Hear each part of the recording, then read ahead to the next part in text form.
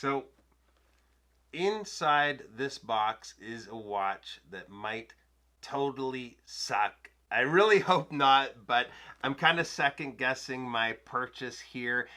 Bit of a backstory. A friend of mine sent me a picture of this watch the other day. If you're on Instagram, you might know him. He is at RetekG. We're both a part of the Rewatch team where we do weekly photography contests on Instagram. But he sent me a picture of this watch. I was really excited about the design, the look, and ended up ordering it. I found a decent deal from a Canadian seller and it showed up today. After I ordered it, though, I did a little more research. I found some mixed reviews, and I'm not 100% sure how I feel about the watch, at least until I see it in the metal. So I guess today's the day to find out. All right, so let's get into this.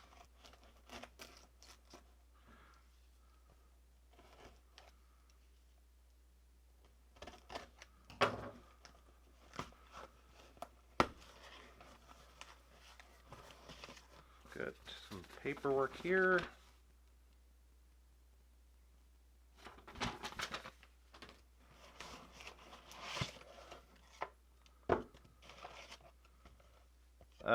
This is the seller, Bijouterie Futuriste, out of Kirkland, Quebec.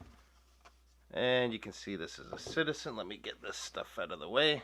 And you guys already probably know it's a Citizen anyway from the thumbnail, but a different box. I haven't seen one quite like this before.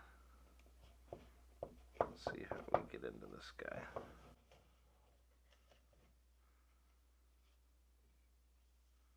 My Citizen Getting Started Guide. So this is an Eco Drive.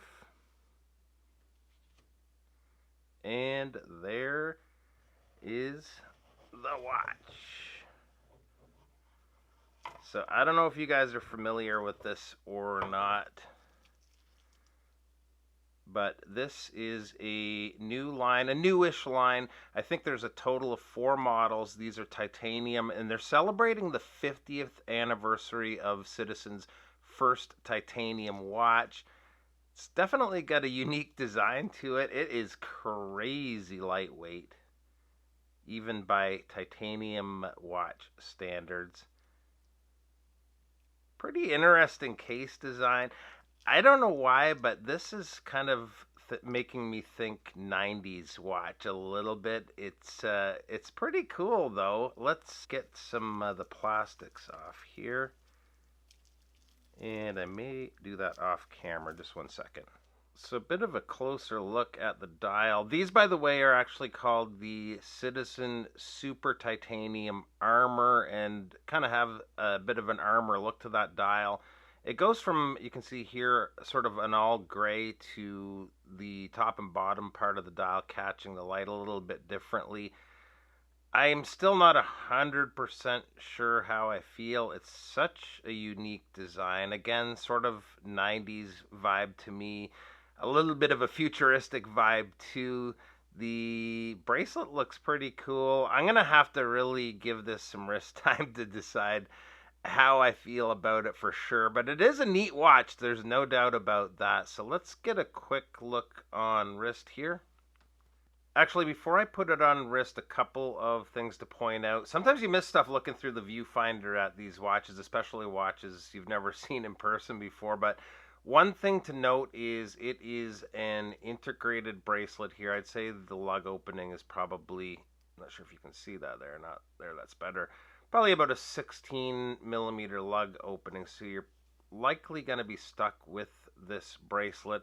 Another thing with the bracelet also is the end links are not articulating at all. They're pretty much locked in place there, so your effective lug to lug is going to be quite long. I'll get all the measurements when I do the full review on the watch for you guys, but otherwise the finish work is very nicely done. We have that polished bevel along the edge of the bracelet as well as the edge of the watch there, and the polish and brushwork looks really good. We've got the crown at the 4 o'clock in a nice position, a nice for some wrist comfort there. It actually doesn't stick out much hardly at all, even at the 4 o'clock there. But Let's get a look on wrist here. And there it is. And I gotta say, it's very comfortable. First of all, the bracelet is super comfy on wrist. Obviously, it's very lightweight being titanium, but again, with that effective lug to lug, I'm noticing even more on wrist. Even the second link doesn't articulate, so adds to that a little bit. I have a 7.25 inch wrist, and I think if you had under a 7 inch wrist, this would have overhang. Unfortunately, having that integrated bracelet, you're not going to be able to put a strap on it, so you're kind of out of luck in that regard. So that takes a whole lot of potential buyers out of the equation. That's definitely a negative on the watch.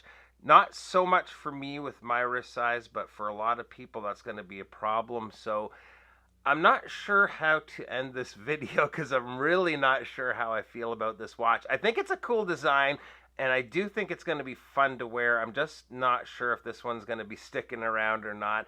We will see, though. Sometimes watches can grow on you over time. So I'll be coming back with a full video here in the fairly near future. Thanks so much for stopping by, and we'll see you real soon. Bye-bye.